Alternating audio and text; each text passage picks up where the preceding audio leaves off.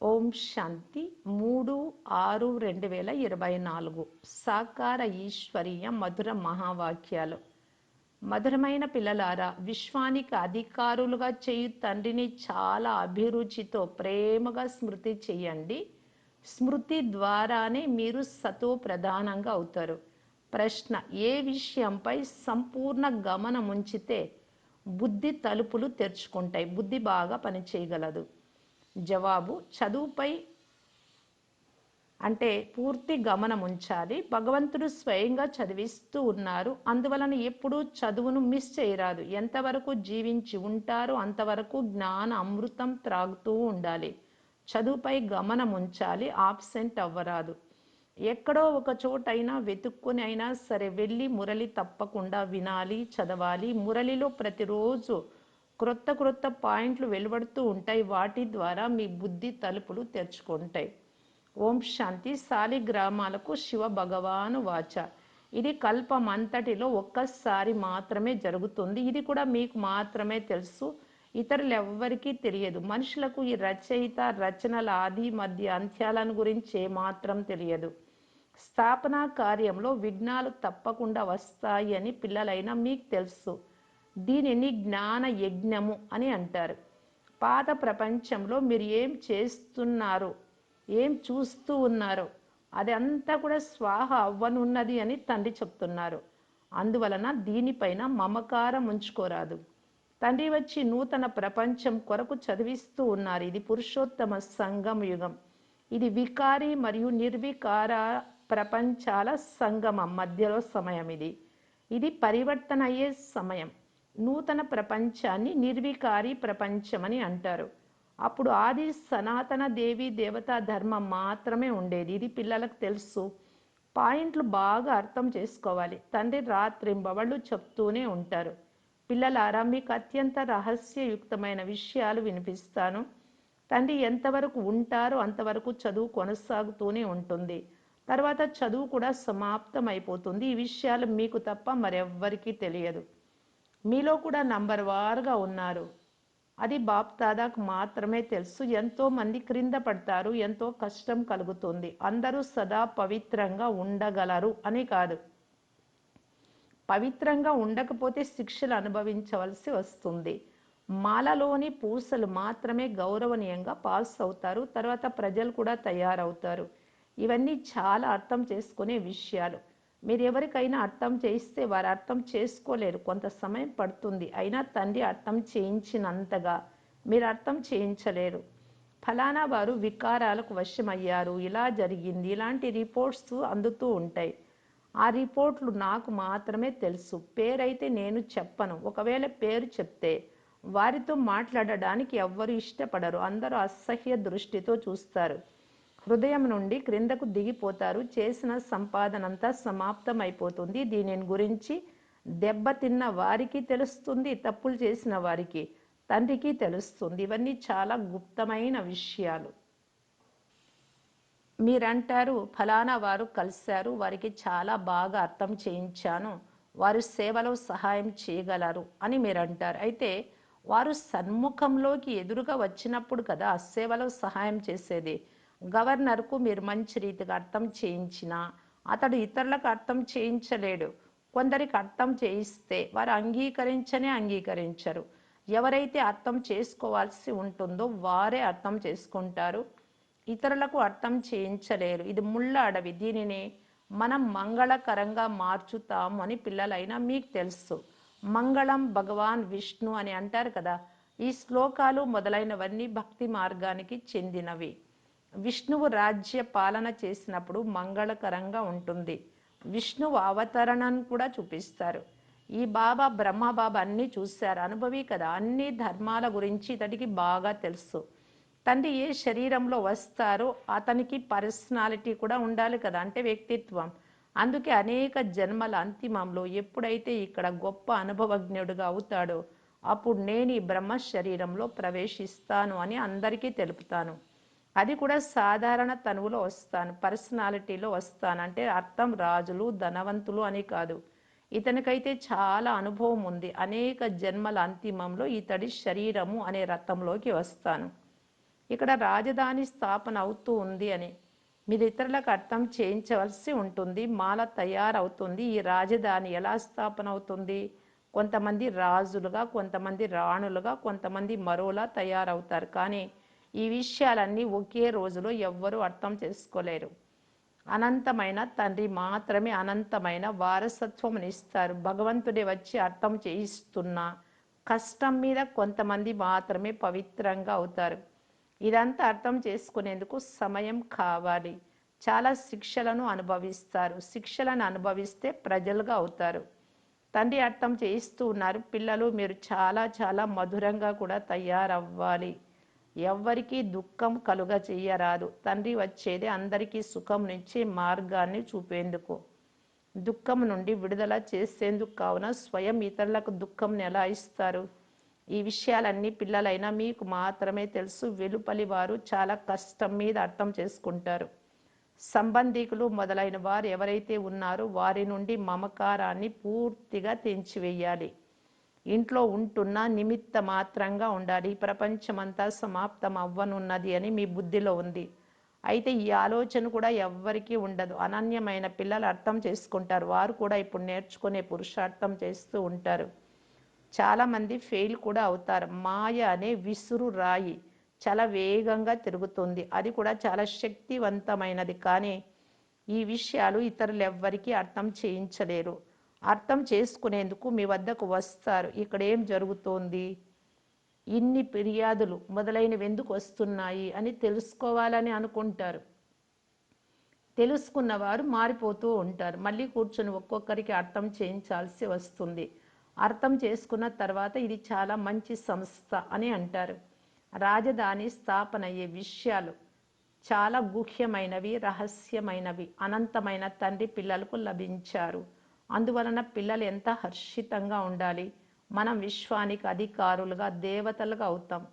మనలో దైవీ గుణాలు కూడా తప్పకుండా ఉండాలి. లక్ష్యము, ఉద్దేశ్యము మీ ముందే నిలబడి ఉంది కదా. లక్ష్మీనారాయణులు నూతన ప్రపంచానికి అధిపతులు. ఈ విషయాలన్నీ మీరు మాత్రమే అర్థం చేసుకుంటారు. మనం చదువుకుంటూ ఉన్నాం. అనంతమైన తండ్రి ఎవరైతే జ్ఞానసాగరులో వారు మనలను అమరపురికి లేక స్వర్గంలోకి తీసుకెళ్లేందుకు చదివిస్తూ ఉన్నారు. మనకి జ్ఞానం ఇప్పుడు లభిస్తూ ఉందని మీకు తెలుసు. ఎవరైతే కల్పకల్పము రాజ్యం తీసుకున్నారో వారే వస్తారు ఇక్కడ వినడానికి. కల్పకృతం వలె మనము మన రాజధానిని స్థాపన చేస్తున్నాం.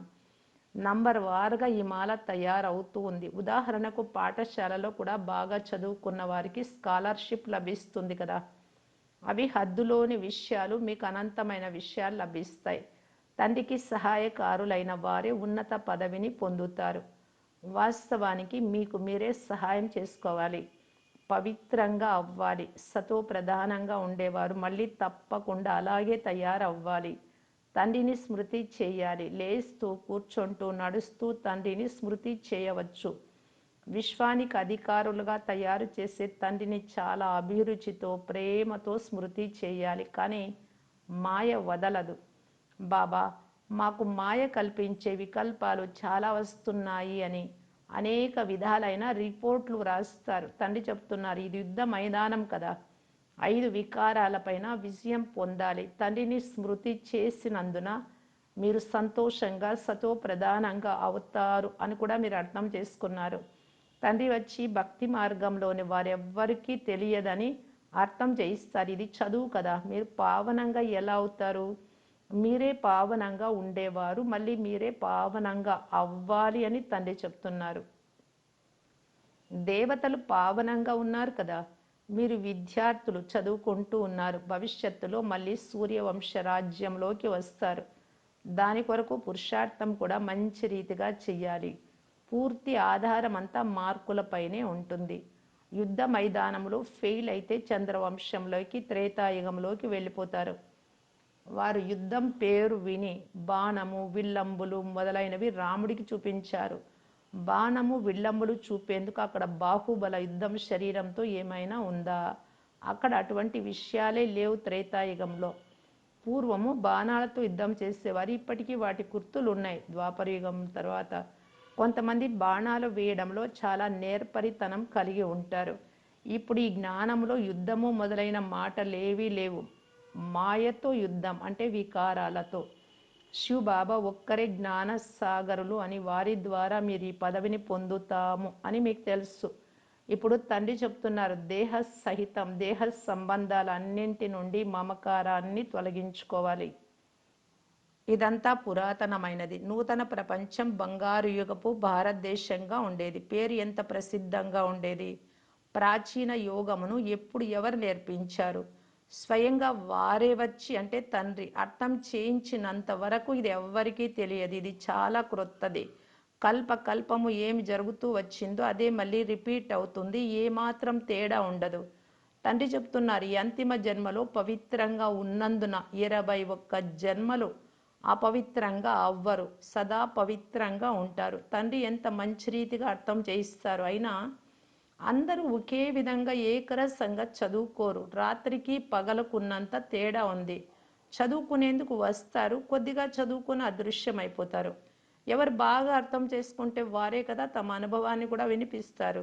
జ్ఞానంలోకి ఎలా వచ్చామో, పవిత్రత ప్రతిజ్ఞ ఎలా చేశామో మొదలైన అనుభవాలు వినిపిస్తారు. పవిత్రత ప్రతిజ్ఞ చేసి ఒక్కసారి అపవిత్రంగా అయినా సంపాదన అంతా సమాప్తమైపోతుంది. ఇది లోపల తింటూ ఉంటుంది, నేను తప్పు చేశా అని. వారు తండ్రిని స్మృతి చేయమని ఎవ్వరికి చెప్పలేరు. ముఖ్యమైనది వికారాల విషయం గురించి అడుగుతారు. పిల్లలైనా మీరు ఈ చదువును క్రమం తప్పకుండా రెగ్యులర్గా చదవాలి. తండ్రి చెప్తున్నారు, నేను మీకు క్రొత్త విషయాలు వినిపిస్తాను. మీరు విద్యార్థులు, మిమ్మలను భగవంతుడు చదివిస్తున్నారు. మీరు భగవంతుడికి విద్యార్థులు. ఇటువంటి ఉన్నతమైన చదువును ఒక్కరోజు కూడా మిస్ చేయరాదు. ఒక్కరోజు మురళి వినకున్న ఆబ్సెంట్ పడుతుంది. మంచి మహారథులు కూడా మురళిని మిస్ చేస్తారు. మాకు అంతా తెలుసు అని. మురళి చదవకుంటే ఏమవుతుంది ఒకరోజు ఇలా భావిస్తారు. అరే, ఆబ్సెంట్ పడుతుంది, భగవంతుడి దగ్గర పాస్ కాలేరు. తండ్రి స్వయంగా చెప్తున్నారు, ప్రతిరోజు నేను మంచి పాయింట్లు వినిపిస్తాను. ఇతరులకు అర్థం చేయించేందుకు సమయానికి చాలా పనికి వస్తాయి. వినకపోతే కార్యంలో ఎలా ఉపయోగిస్తారు? ఎంతవరకు జీవించి ఉంటారో అంతవరకు జ్ఞానామృతం త్రాగుతూనే ఉండాలి. శిక్షణలను ధారణ చెయ్యాలి. ఎప్పుడు ఆబ్సెంట్ అవ్వరాదు. ఎక్కడో ఒకచోట వెతికి ఎవరినో ఒకరిని అడిగి అయినా మురళి తీసుకొని చదివి తీరాలి. బాబా ఇలా ఎందుకు అంటున్నారు అంటే, ఈ మధ్యనే తెలుగు బుక్స్ కానీ, హిందీలో వచ్చేది కానీ, ఫోన్ల ద్వారా ఇప్పుడు అన్ని విధాలుగా మనము మొబైల్ ద్వారా ఎన్నో ఉన్నాయి కదా, యూట్యూబ్లు ఇలాంటివంతా, వాటి ద్వారా వినగలము. ఇంత ఇంతకు మునుపు ఈ మధ్యనే అన్ని ట్రాన్స్లేషన్ అవుతున్నాయి అన్ని భాషల్లోకి. అంతకు మునుపు హిందీ మురళి మాత్రమే వచ్చేది. అది అక్కడ చదివినటువంటి మురళి ఇక్కడికి పోస్ట్లో వచ్చేటప్పటికి వారం 10 రోజులు కూడా పట్టేది. ఇప్పటిలాగా ముందే పంపించేవారు కాదు. ఇప్పుడు ఎక్కడైనా యూట్యూబ్లో కానీ, ఇంకొక చోట్ల కానీ, ఎక్కడ చూసినా మనకు మురళీలు లభిస్తాయి. ఏ భాషలో అయినా చదువుకోవచ్చు. కానీ అప్పుడు సిస్టర్ మాత్రమే చదవాలి, గది పైన కూర్చొని వారు మాత్రమే వినిపిస్తారు. కాబట్టి ఆబ్సెంట్ కావద్దు. ఒకవేళ మీకు అలాంటి పరిస్థితి లేదు, ఎక్కడో ట్రాన్స్ఫర్ అయి ఉంటారు లేదా ఎక్కడో ఉంటారు అంటే, అక్కడికి వెళ్ళి సిస్టర్ను రిక్వెస్ట్ చేసుకొని క్లాస్ అయినా వినిపించమని చెప్పండి, లేదంటే మీరే తీసుకొని చదవండి. అప్పుడు మురళీలు ఇచ్చేవాళ్ళు కాదు, హిందీ మురళీనే వచ్చేది. దాని గురించే బాబా చెప్తూ ఉన్నారు. బాబా ఇది కూడా చెప్పారు, నేను ఎప్పుడైతే స్టాప్ అవుతానో, జ్ఞానం అనేది కంప్లీట్గా అయిపోయిందో, మీకు చెప్పాల్సిన కోర్స్ అంతా రివైజ్ కోర్స్, రియలైజేషన్ కోర్స్ కూడా అయిపోయింది, అప్పుడు ఇంక అందరికీ మురళి వెళ్తుంది. విశ్వమంతా వింటారు కావాలి అంటే, ఇష్టం ఉంటే.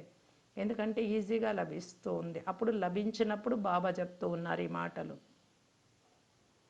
ఎవరో ఒకరిని అడిగి మీరు మురళి తీసుకొని చదివి తీరాలి. అయితే గర్వపడరాదు. అరే, స్వయం భగవంతుడైన తండ్రి చదివిస్తున్నారు, అందువలన ఒక్క రోజు కూడా మిస్ అవ్వరాదు. ఎటువంటి పాయింట్లు వస్తాయి అంటే, వాటి వలన మీ బుద్ధి తలుపులు కానీ, ఇంకెవ్వరి బుద్ధి తలుపులు కానీ తెరుచుకుంటాయి.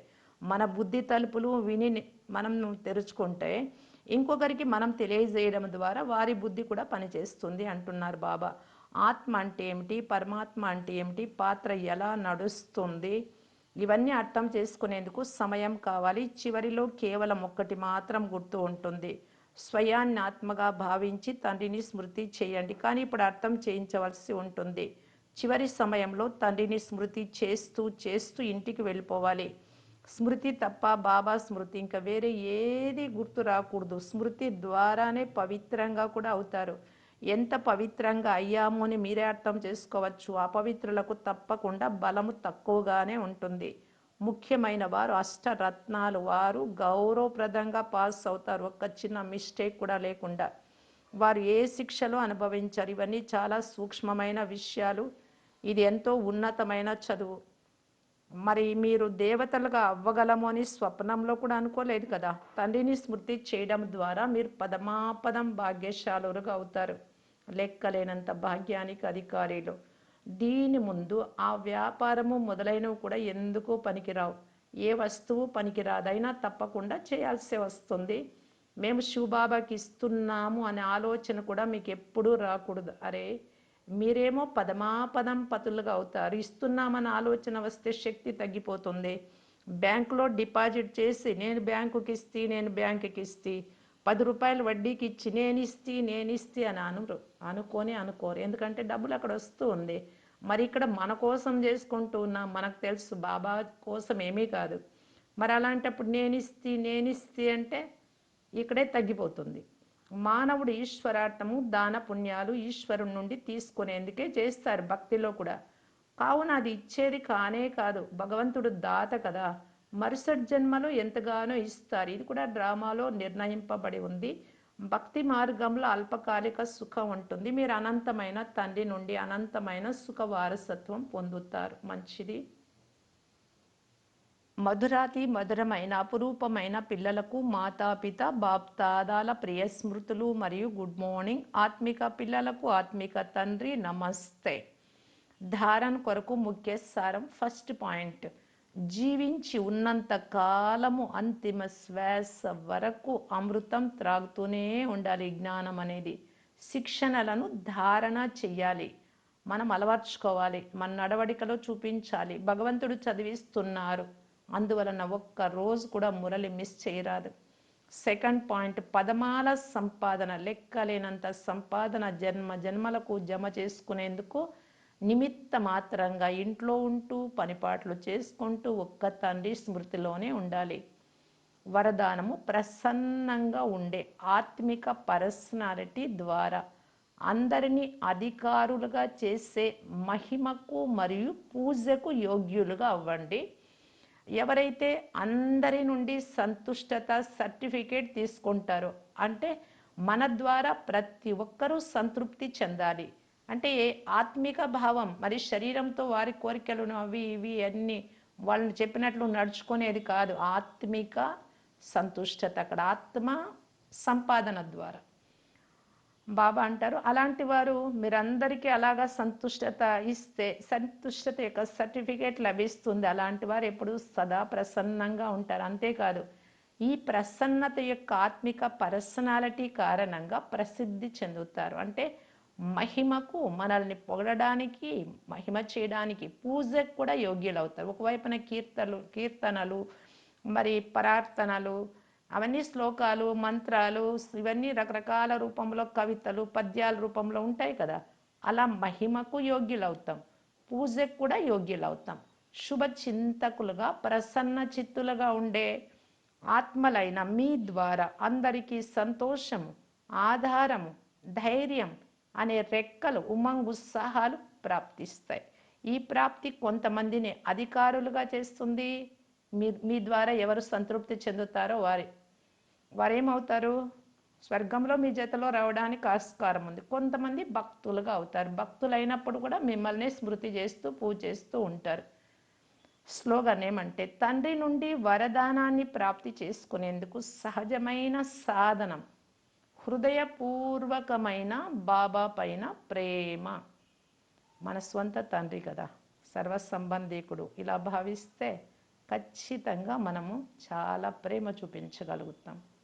అవ్యక్త ఇషారా, కర్మయోగి కావటానికి బాప్దాదా తెలియజేస్తూ ఉన్నారు.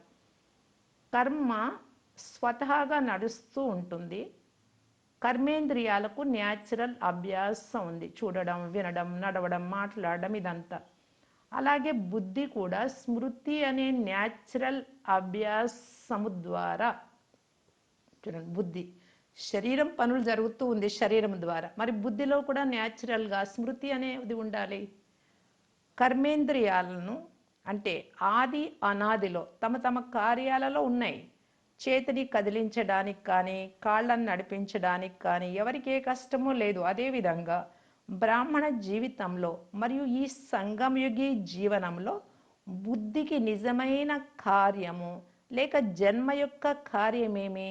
బాబాను స్మృతి చేయడం, బాబాను గుర్తు చేసుకోవడం. జీవితంలో ఏ నిజ కార్యం ఉంటుందో అది న్యాచురల్గా మరియు సహజంగా ఉంటుంది కనుక తనను సహజ కర్మయోగిగా అనుభవం చేసుకోవాలి. శరీరంతో న్యాచురల్గా పనులు ఎలా జరుగుతున్నాయో ఆత్మ కూడా నిరంతరము స్మృతిలో న్యాచురల్గా ఉండాలి. ఓం శాంతి.